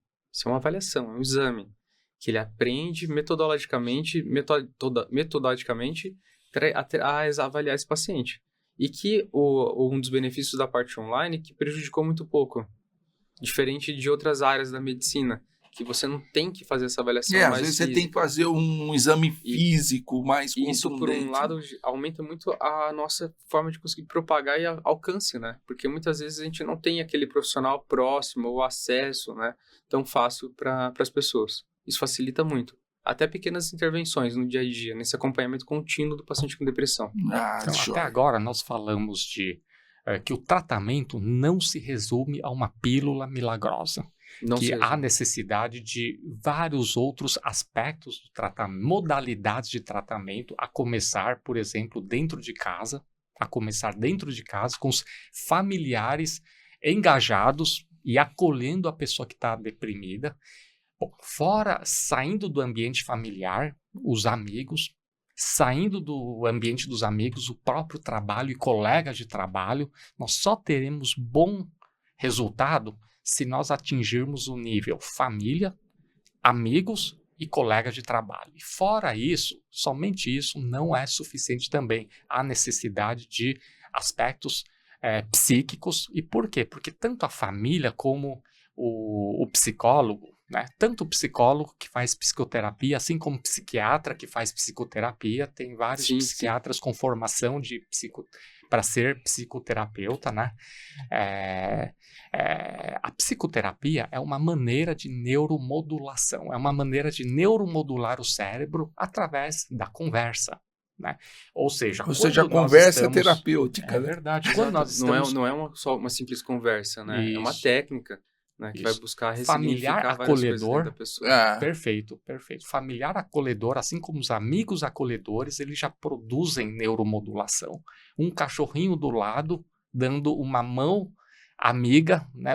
Os cachorros, os pets também dão uma mão amiga. Também já é um aspecto de que você não está sozinho. Quem está deprimido não está sozinho. No mínimo tem o seu cachorrinho, que Bem é lembrado. muito fiel, que é muito E tem um fiel. nome para isso, a gente chama de sinoterapia.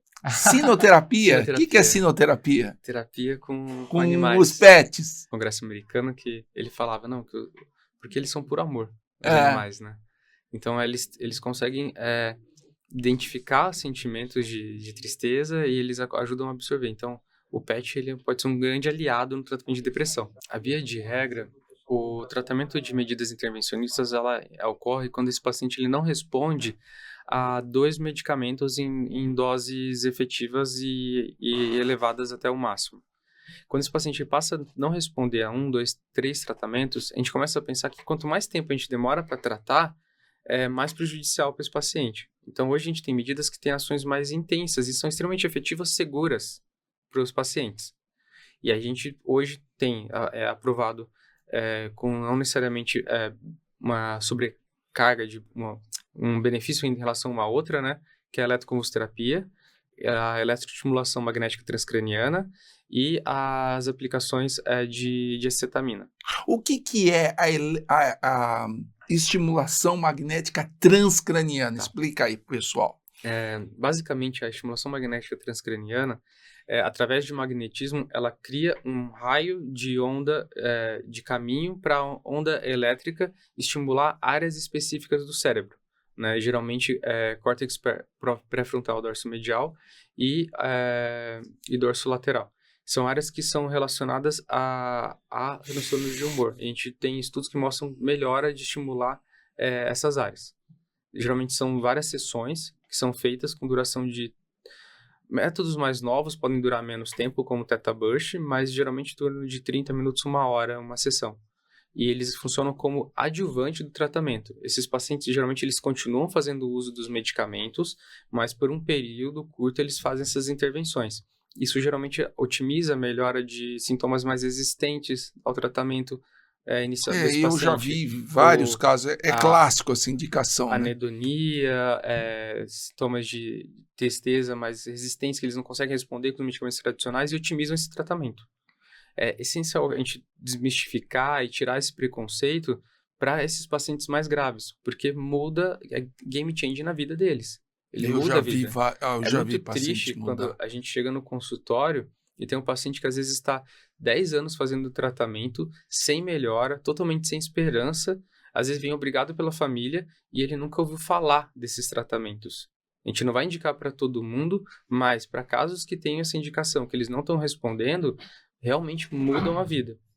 Eles esgotaram o planejamento, isso pode ajudar bastante.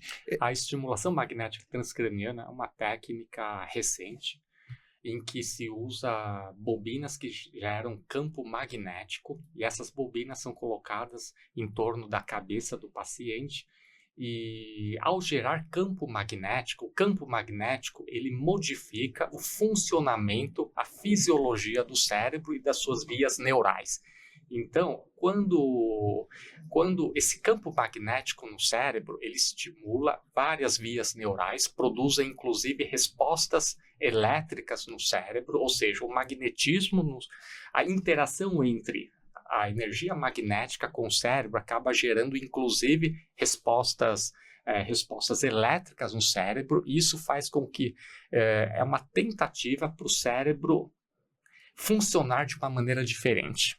Então lembra que eu falei que depressão é o estado de funcionamento do cérebro a ponto de causar todos esses sintomas. Então, se está funcionando desse jeito e se a pessoa luta para melhorar, mas não consegue porque o cérebro funciona de modo diferente, então os neurocientistas, através da estimulação magnética transcraniana, nós estimulamos e fazemos com que o cérebro funcione de modo diferente. E a partir daí, viu-se que ele é efetivo, tem comprovação científica. Para alguns casos de depressão ele pode ajudar, claro, não em todos os casos, depende da gravidade, depende do tipo de depressão, depende de quanto tempo, depende da fisiologia cerebral, mas para alguns casos ele pode ajudar bastante. Ajuda bastante, né? Bastante. E é a principal indicação, né, dela, né? É um método de neuromodulação, ou seja, de modular o funcionamento cerebral. E a gente, eu acho que já pode falar com muita tranquilidade, porque já há evidências de que é um tratamento bem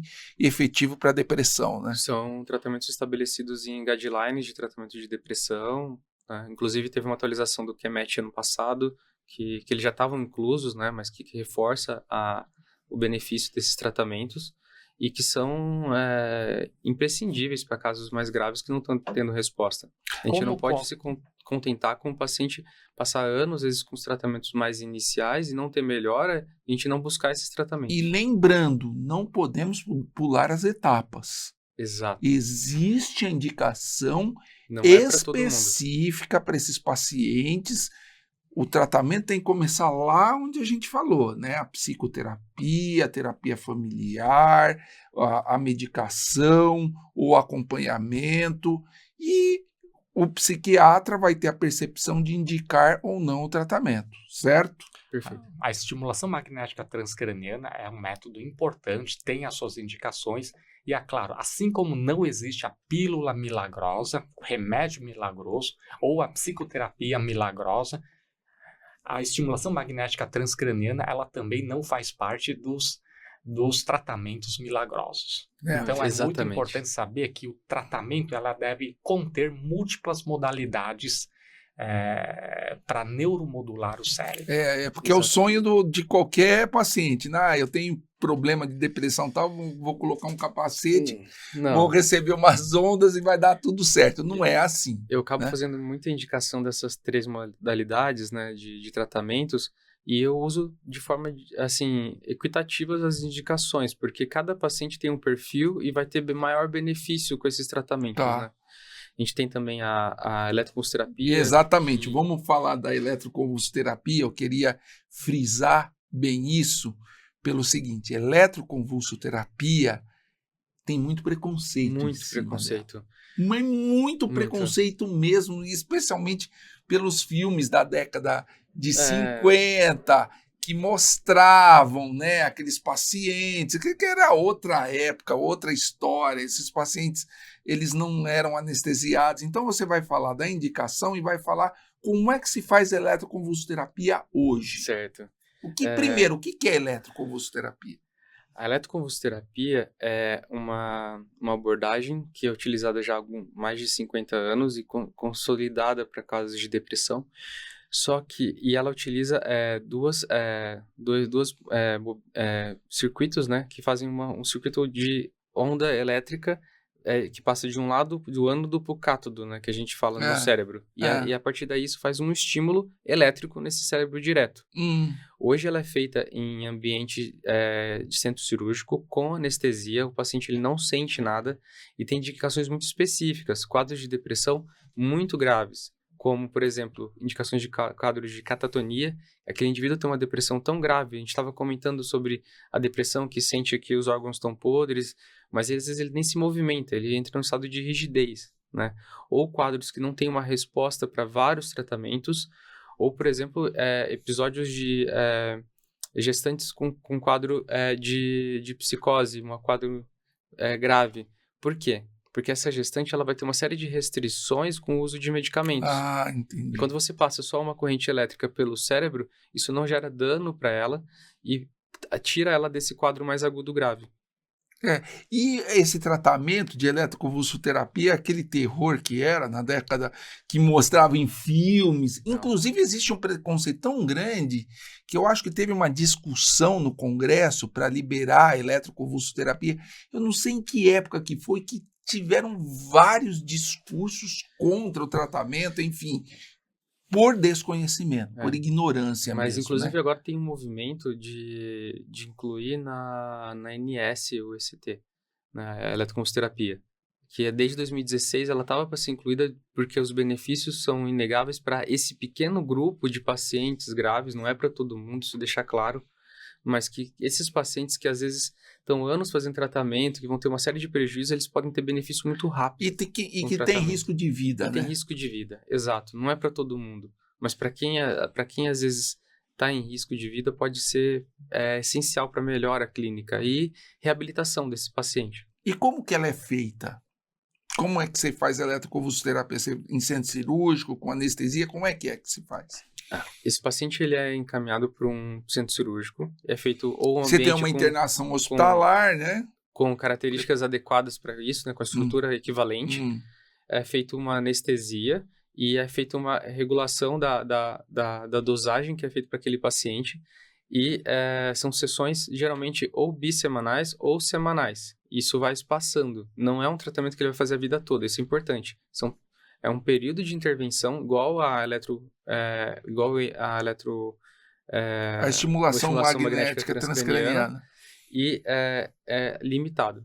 A gente faz isso para potencializar e modular o indivíduo. Ou seja, o indivíduo não sente nada nessa passagem de correntes elétricas. Ele é anestesiado. Ele está dormindo. Ele é monitorado, está lá no respirador, bonitinho.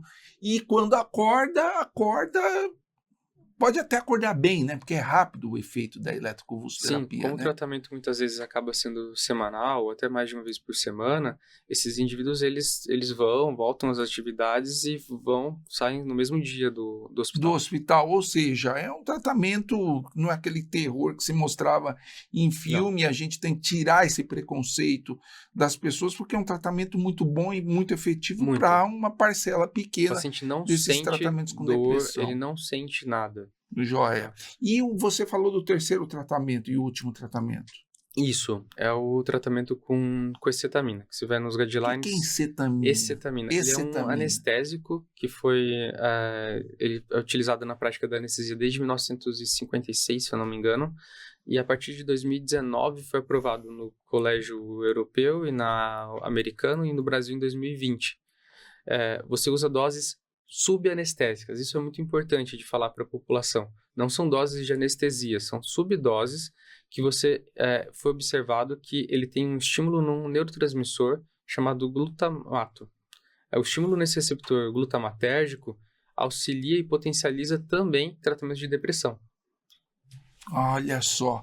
E ele também deve ser feito em ambiente hospitalar com avaliação de um médico presente. Com avaliação. E o tratamento, quer dizer, e ele se equivale aos outros tratamentos, como estimulação magnética, eletroconvulsoterapia.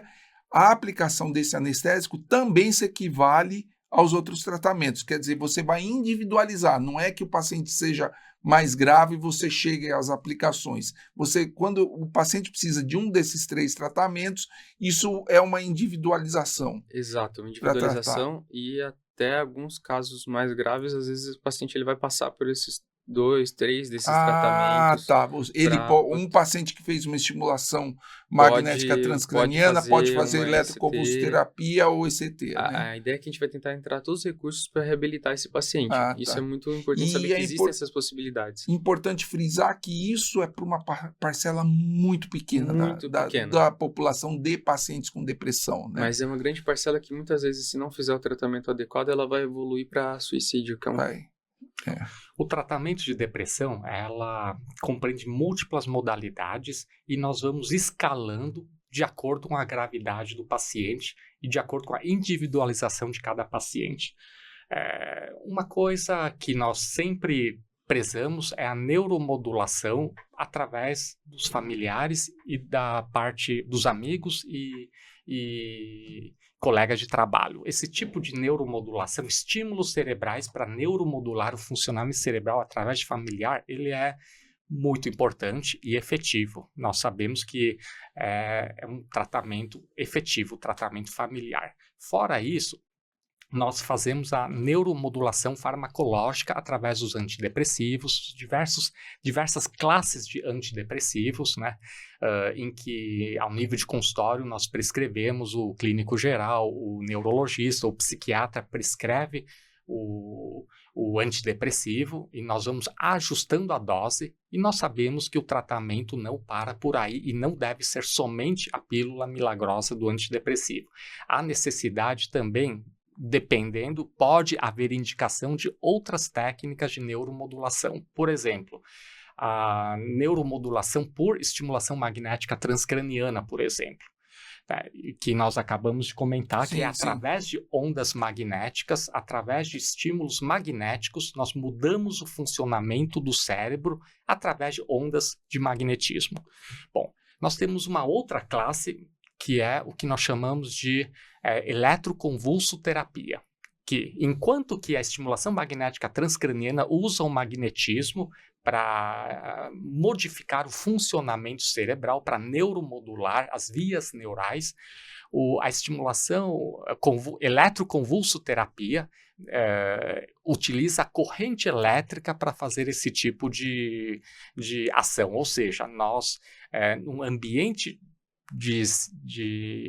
com anestesista, né, nós passamos uma corrente elétrica no cérebro e assim nós mudamos o funcionamento do cérebro passando a corrente elétrica, como se fosse um curto-circuito, coisa assim, no cérebro e começasse tudo de novo a funcionar novamente e, claro, após passar uma corrente elétrica de uma intensidade um pouquinho maior, o cérebro passa a funcionar de modo diferente. É um tratamento seguro, cientificamente comprovado, com poucas complicações e, portanto, a população não precisa ter medo, né? A eletroconvulsoterapia de hoje, 2025, é muito diferente de 5 décadas atrás. É extremamente diferente. É a mesma coisa que você formatar a máquina. Isso, exatamente. Mas é importante, quando a gente fala de neurônio, sinapse, é que ele funciona por troca de voltagem. Troca de voltagem é passagem de corrente elétrica.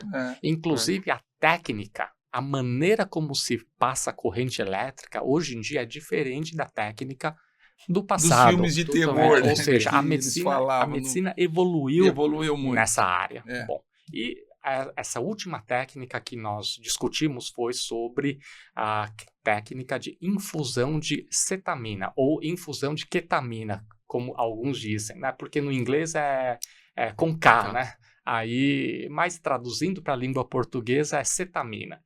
Mas muitos conhecem como ketamina, que é um anestésico e é mais uma técnica de neuromodulação farmacológica, em que essa substância entra no cérebro, meio que quase que anestesia o cérebro, né? É feito a nível de hospital, pelo menos a experiência que eu tive foi feito a nível de hospital, paciente internado pelo menos. Isso, paciente internado no Hospital Sírio-Libanês, na experiência que eu tive, as experiências que eu tive, em que vai o anestesista, né, e com toda a segurança de um ambiente hospitalar, né, aí se infunde ketamina e o anestesista fica do lado do paciente, né, o psiquiatra também fica do lado do paciente e vai modulando, ajustando a dose, tudo isso para modular o funcionamento do cérebro. Também é uma técnica comprovada cientificamente. Claro que tem as suas, como qualquer coisa na medicina, tem as suas indicações. Nós não vamos indicar para qualquer paciente, tem as suas indicações bem feitas, né? Tem os seus riscos, como qualquer desses métodos que nós falamos, tem os seus riscos e tem os seus benefícios. E nós médicos sempre pesamos risco e benefício. Quando os benefícios são muito maiores que os riscos, aí nós indicamos o procedimento e conversamos com a família. E por isso a importância de ser feito junto com o médico, com o psiquiatra que acompanha, em parceria. Muitas vezes o seu psiquiatra ou neurologista não é ele que faz a aplicação, mas com certeza tem um neurologista, um psiquiatra por trás disso, que vai fazer essa ligação junto com o teu médico. É super importante ter esse acompanhamento, justamente porque é um procedimento específico para casos específicos e pode ter, sim, algumas complicações se não feito de forma adequada, em ambiente adequado, com profissionais adequados. E é importante a população saber que o manejo de pacientes com depressão é multiprofissional. Inclusive, entre os médicos, né, o clínico varia desde clínico geral, aí os casos mais complexos acabam indo para neurologista, psiquiatra, e os casos complexos seguramente devem ser encaminhados para o psiquiatra. Bom, e é importante saber que todo clínico geral que tem paciente com depressão, qualquer clínico geral tem um amigo psiquiatra que pode discutir o caso, etc. Ou seja, o paciente nunca está sozinho. Exato. para finalizar o nosso podcast, a gente falou aí quase 1h30. Queria que você olhasse para aquela câmera, dá uma amarradinha, depressão, tratamento, de uma forma que as pessoas, para que as pessoas não tenham preconceito com a depressão e com os tratamentos, especialmente os tratamentos mais específicos que você citou aí. Certo. Hoje, aqui no Hands-On, a gente falou sobre a depressão, a complexidade, mas que a gente precisa entender que geralmente é um indivíduo que está passando por sintomas de tristeza, de falta de energia, e que ele exige um cuidado multidisciplinar. Quando a gente identifica que tem uma pessoa que tem um quadro de depressão, ela precisa ser acolhida, acompanhada, e existem uma série de tratamentos possíveis e intervenções que devem existir tanto concomitantemente, né, ao mesmo tempo, para que a gente tenha resultado, né, terapêutico desse paciente. E é importante que quanto antes a gente buscar essa ajuda, ou identificar essa pessoa e oferecer tratamento para ela, melhor é a forma de resposta para ela e prognóstico, resposta ao tratamento. Muito obrigado. Edson, obrigado pela tua participação também. Vinícius, muito obrigado.